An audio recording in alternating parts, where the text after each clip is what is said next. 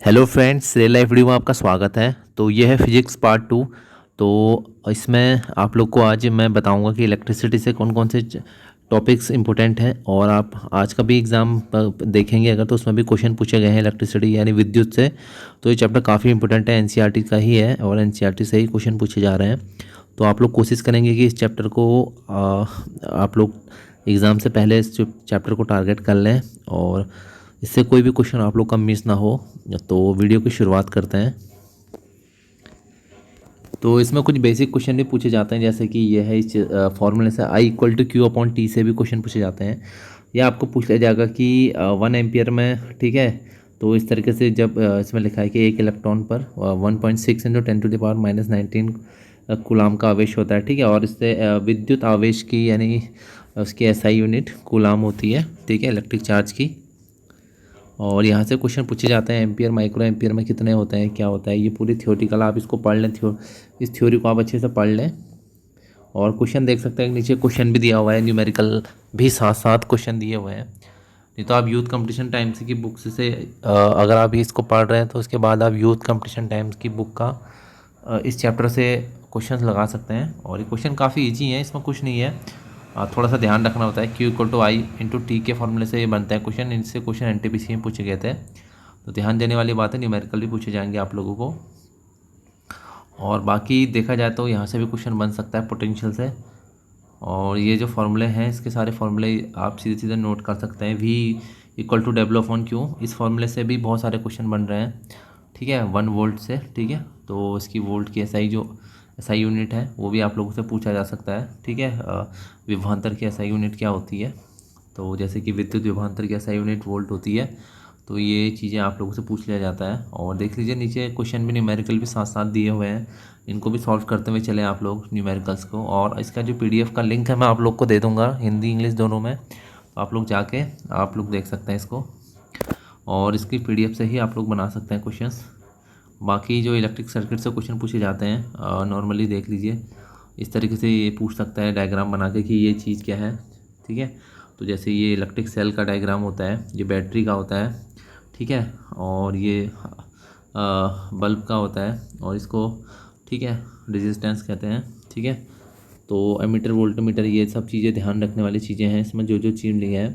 और सबसे best important चीज़ है कि ओम के लॉ से काफ़ी क्वेश्चन पूछे जाते हैं। ओम का लॉ अभी भी क्वेश्चन आप लोग देखेंगे ग्रुप डी में बहुत सारे क्वेश्चन ओम के लॉ से पूछे जा रहे हैं, ओम्स लॉ पे, ठीक है।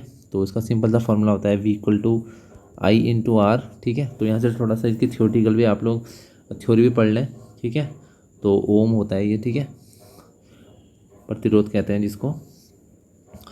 तो ये सब चीज़ें होती हैं, आप इसका थ्योरी भी पढ़ते हुए चलें, साथ साथ में थ्योरी से भी आप लोग इसका वो बना लें, नोट्स बनाते हुए चलें। और इसको इस फॉर्मूले से भी बहुत सारे क्वेश्चन बन रहे हैं। एक ही सिंपल सा फॉर्मूला है, ठीक है। तो R = ρL/A होता है, ठीक है।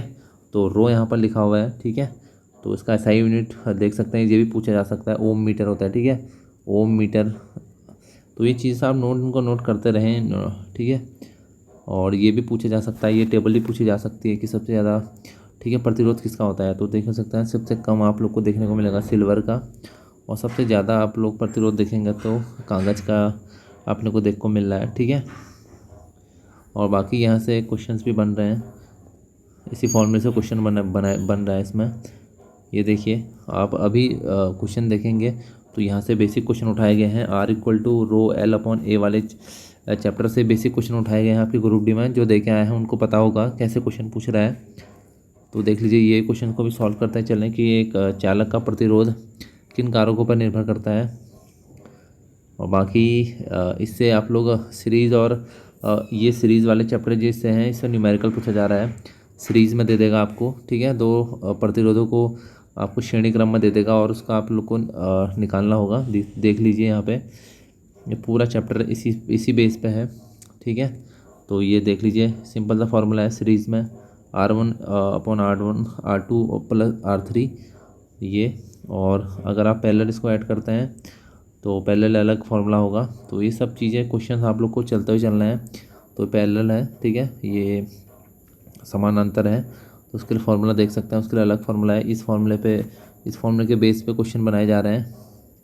तो आप लोग को डायग्राम देख सकता है, वहाँ पे डायग्राम बना के आप लोग को करंट भी निकालने के लिए पूछ लिया जा सकता है, या आपको टोटल प्रतिरोध निकालने के लिए पूछा जा सकता है, टोटल रेजिस्टेंस निकालने के लिए पूछा जा सकता है। तो आप लोग का कंसेप्ट यहाँ से क्लियर होना चाहिए, अच्छे तरीके से आप लोग इसको चैप्टर को पढ़ लेना, अच्छे से क्लियर कर लेना। ये देख लीजिए, ये क्वेश्चंस को भी आप लोग कोशिश करना, अगर आप लोग पढ़ लेंगे तो आप इजीली इन क्वेश्चंस को सॉल्व कर सकते हैं, अगर आपने पढ़ लिया है तो।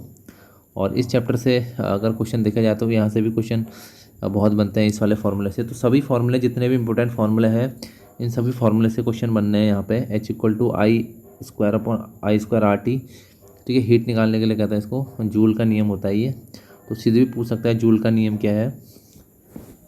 तो ये देख लीजिए, ये न्यूमेरिकल साथ साथ दिए हैं, सबसे ज़्यादा अच्छा है प्रैक्टिस करने के लिए न्यूमेरिकल, इसमें न्यूमेरिकल और यहाँ पर देख सकते हैं। और क्वेश्चंस ये भी पूछा गया है आज के उसमें, ठीक है। तो विद्युत शक्ति जो होती है, यहाँ से भी क्वेश्चन पूछा जा रहा है। देख लीजिए 1 किलोवाट, देख लीजिए वाट शक्ति का सबसे छोटा मात्रक होता है। आज पूछा गया था कि पावर का कौन सा मात्रक नहीं होता है, ठीक है, नहीं होता है, पूछा गया था आप लोगों से। तो ये देख लीजिए, इसमें एक ऑप्शन दिया था किलोवाट आवर दिया था। तो ये शक्ति का नहीं होता है, ये एक कितनी विद्युत ऊर्जा खर्च हुई, ठीक है, तो उसका होता है। ये कितनी विद्युत ऊर्जा खर्च हुई, विद्युत ऊर्जा, ठीक है, उसका होता है कितनी खर्च हुई। तो उसके लिए होता, तो इसका आंसर यही है। कभी कभी सीधे भी क्वेश्चन पूछा जाता है 1 किलोवाट आवर कितना होता है, तो 3.6 × 10⁶ जूल होती है। सीधे सीधे क्वेश्चन भी पूछा जाता है, बहुत बार पूछा गया है। तो यहाँ से भी क्वेश्चन बनता है इस वाले से, ठीक है। ये देख लीजिए सिंपल, ये फॉर्मूले आप लोग याद करते हुए चले इन फॉर्मूले को। ये फॉर्मूले काफ़ी इंपॉर्टेंट है, आप लोग की हेल्प करेंगे ये न्यूमेरिकल बनाते वक्त। और इन क्वेश्चंस को सॉल्व करते हुए चलें, ये क्वेश्चन पूछे जा रहे हैं एग्ज़ाम में। ये देख लीजिए, ये क्वेश्चन पूछे जा रहे हैं, ये पूछे भी गए हैं, इसलिए मैं आप लोगों से जोर कर रहा हूँ, नहीं तो नहीं करता। इनको सॉल्व करते हुए चलें। और अगर नोट्स बनाने हैं तो इस चैप्टर में यहाँ से नोट्स बना लें, इनको नोट्स, इनको पढ़ लें एक बार। अगर आप पूरा नहीं पढ़ते हैं तो इनको आप लोग पढ़ सकते हैं, इसके बाद समय कम है, नहीं तो नीचे बहुत सारे क्वेश्चन दिए हुए हैं, देख लीजिए। अगर आप लोग अच्छे से पढ़ते हैं तो आप लोग ज़रूर इन क्वेश्चन को सॉल्व कर पाएंगे। अगर नहीं आप अच्छे से पढ़ पाते हैं तो आप इन क्वेश्चन को सॉल्व नहीं कर पाएंगे। तो आज का आपका टारगेट रहेगा, ठीक है, आप सभी लोगों के लिए टारगेट है एग्ज़ाम देने से पहले साइंस, अगर आप साइंस में अच्छा स्कोर करते हैं, क्योंकि साइंस का वेटेज बहुत है, ठीक है, 25 नंबर की साइंस है। तो करीबन हम कोशिश कर रहे हैं कि 20+ हम लोग कर पाएँ सॉल्व, ठीक है, एक्विवेलेंट जो है। इसके लिए आपको थोड़ा मेहनत करनी पड़ेगी, और मेहनत ऐसी करनी है कि आप लोग ने अभी तक जो पढ़ा था आप लोग देख ही चुके हैं अभी तक क्या कहाँ से क्वेश्चन पूछा जा रहा है। तो NCERT से ही क्वेश्चन पूछा जा रहा है, तो आप लोग NCERT से ही पढ़ाई करने के लिए कोशिश करें, तो बहुत अच्छा रहेगा आप लोगों के लिए। तो आज का टारगेट यही था। मिलते हैं आप लोगों से नेक्स्ट किसी ऐसी वीडियो पे।